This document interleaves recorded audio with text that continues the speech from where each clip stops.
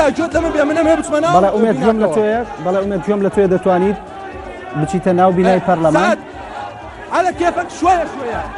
ما ينطفي بس ساعدة لإنطفاء ستريم. اوكي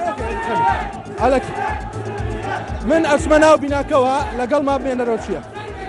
بلا أميد بردوان با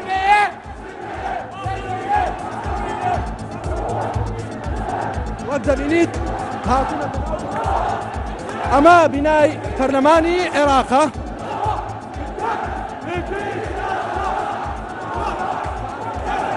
من أنا كان بقاس موتشي على راسي أنا من خميس يزبلهم تنها أنا كان بابوي بقاس ليته ولا بروي أبي أقداري كرستكاني أنا تيج بم بلا أميد أنا كان عم بقازوا شيخ ما مدرس كده بلا أميد أنا كان عم بقازوا بردوان بين الرومان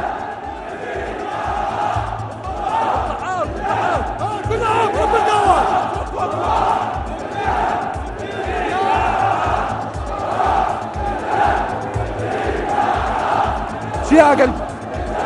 بلا أميد جملة بله اوی دبینی بنای پرلمانی عراق ولا يصاد خوب شاندران چونه ناو بناکوا وسرجم انه مكان بابلين بدستيان ويا وطواو هذا ان كان لرداك شانوا ومن الراسيه الزانياري منيها اجر هول بدن بشي بين كان ياخذ كنترول بين دي عندهم برلمان كردكان وكل ري تليفون ولا بروي هيج زانياري لسر عندهم برلمان كردكان نما كان عندهم برلمان كردكان وعندهم مكان ديكا لكاتي هاتنا جرويان اوان لناو بناكبون بلام ليستادا كسيان نادي نازانم شون لبناك درچون ياخذ ناو بناك مانوتو يوادار من ريت بيون ديو بتوان اوان شور بگير اگر جوب لمنا بلا امید جمله تويا جمله تويا بتزانر كان تو برلمان كان برلو هاتني او خوبشان دران بون برلمان لنيو برلمان بون بله او كاتيك اماناتنا جرو عندهم برلمان كان لناو بناكبون بنا ما بتسمع اوان شكا الين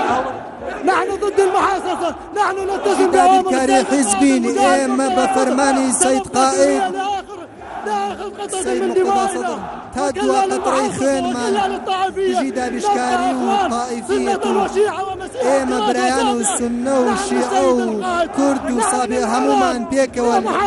برقري لا يراغ دكين. بسم الله الرحمن الرحيم. تلبية للداسي خطاب مقتدى صدر وجو قرتني قودا وكاري سيد مقتدى صدر كوتي بشوازكي اشتي برون الجورة ايمش بردوامين رغم على كل حاقد رغم على كل مخوف دجي همو قندل كاريكين همو دابش كاريكي حزبين لدرجاي تشريع وهاتونة الجورة سيان صالة